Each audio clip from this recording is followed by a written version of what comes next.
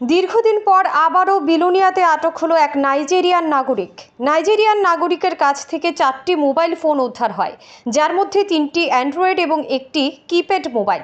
গতকাল রাত প্রায় 8:30 নাগাদ বিলোনিয়া রেল স্টেশন থেকে সন্দেহজনক অবস্থা দেখতে পেয়ে বিলোনিয়া বিওপির 43 নম্বর ব্যাটালিয়ন বিএসএফ তাকে আটক করে ক্যাম্পে নিয়ে যায়। পরবর্তী সময়ে বিলোনিয়া থানাতে নিয়ে গেলে যেহেতু রেল স্টেশনে আটক করা হয়েছিল তাকে, তাই জিআরপি থানাতে নিয়ে যাওয়ার পরামর্শ দেয় পুলিশ। আজ বিএসএফ তাকে জিআরপি থানার পুলিশের হাতে তুলে দেয়। আটক নাইজেরিয়ান নাগরিকের নাম ফ্রান্সিস উডোকো, বয়স 41। সে জানায় 2019 সালে সে ভারতবর্ষে আসে। সাইবার ক্রাইমের সাথে যুক্ত রয়েছে এই নাইজেরিয়ান নাগরিক। 2021 সালে চণ্ডীগড় পুলিশ তাকে সাইবার ক্রাইম মামলায় আটক করে। সেই সময় থেকে 3 বছর চণ্ডীগড় জেলে বন্দী ছিল সে।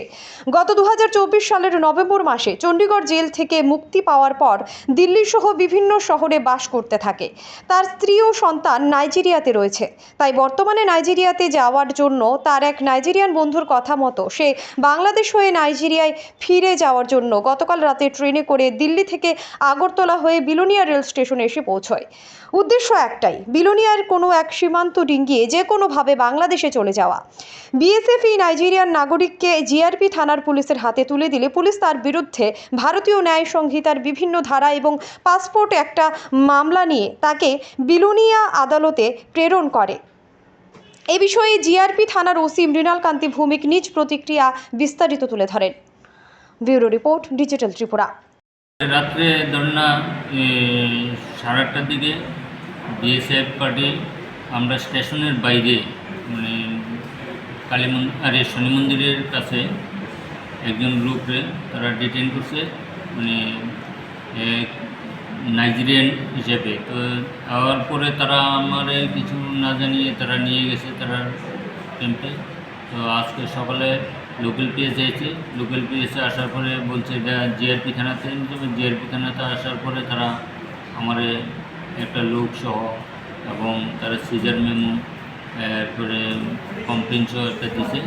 দেওয়ার পরে কারণ তারা এটারে আমি সিআইটিতে একটা কেস নিছি।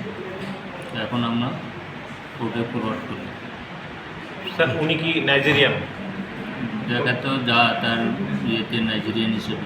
নাম কি? নাম হলো ফ্রান্সিস ওডিটি আইফিনি। ওনার কাছে কি কোনো পাসপোর্ট ছিল? না, কোনো পাসপোর্ট তো পাওয়া যায়নি। মানে উইদাউট পাসপোর্টে আইতেছে না, কোনো ভ্যালিড ডকুমেন্টস কিছুই নেই। ভ্যালিড ডকুমেন্টস কিছু নাই। কই যাইতেছিল এমনকি কিছু কইছে না, কিছু মানে ইন্টারভিউশন চলছে, তা চলার পরেও তো জিজ্ঞাসাবাদ করার পরে তারা কিছুই বলতে পারতেছে না। উনি বলছিলেন